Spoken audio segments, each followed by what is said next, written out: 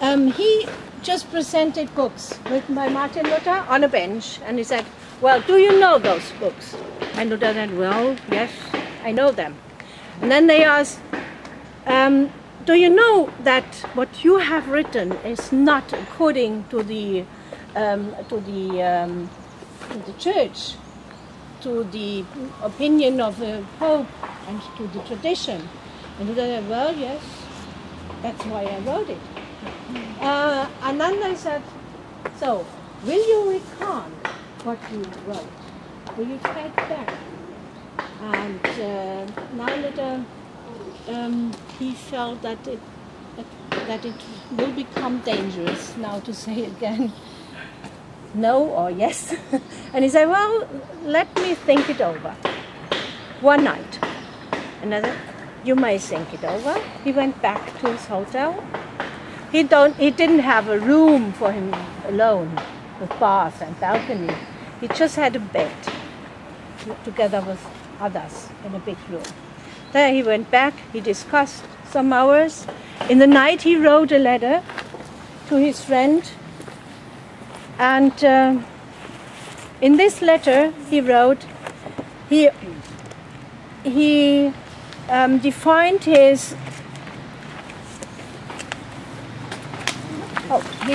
thank you. He defined that he would not recant. He wrote down, I will not recant, and I will take that, I will tell that tomorrow to the emperor. And this is a copy of it. Letter to Caspinian, he wrote in that night. Next day he came back, and one of the soldiers, he stood at the entrance of that building here, and he said, little monk, you have a hard way to go. And Martin Luther came in. You may know the sentence, when he was on his way to Worms, the knight Franz von Sickingen, he wanted to stop Martin Luther. He warned him in Oppenheim. He said, don't go further, don't go to Worms, they will kill you. They will do with you what they did with Jan Hus in Constance. Don't go there.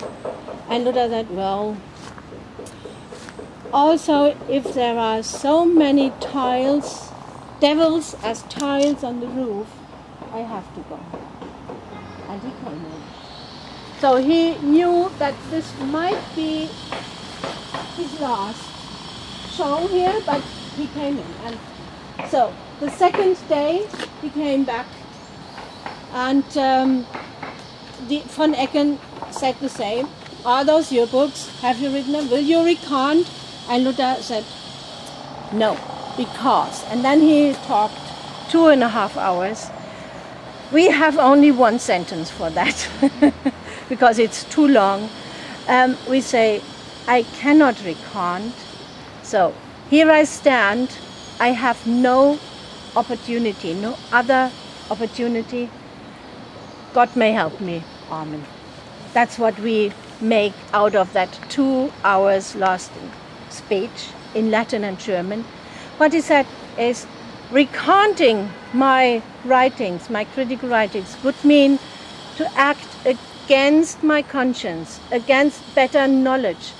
And this would mean to act against God, because I felt inspired by God.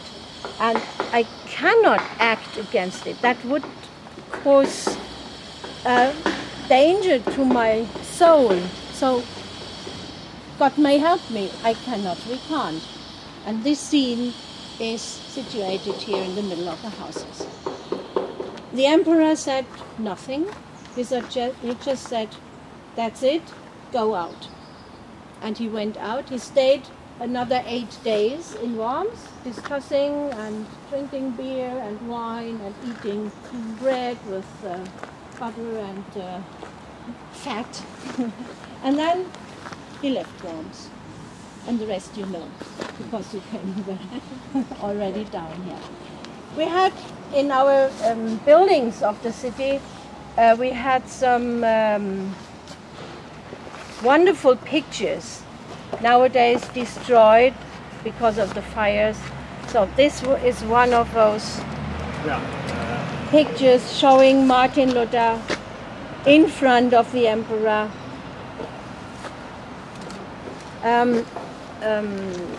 A similar painting was in the later built church, now Protestant church over there.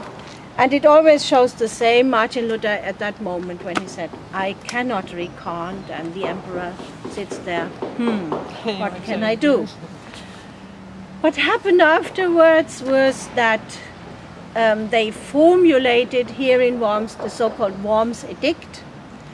The Nuncius Aleander from Rome, he wrote down the condemnation, that's the right word? I think yes. The condemnation of Martin Luther. They condemned him to be free as a bird, which meant he became an outlaw. He had no rights, no civil rights, everybody could kill him, could have done any harm to him, and because of his important protectors, he survived and came back to Wittenberg. Eisenach first, and later on home to Wittenberg. Well, let's trace our route on footsteps of Martin Luther. He didn't enter the way we came in, because this is modern, this is the garden. I'll show you the staircase where Luther came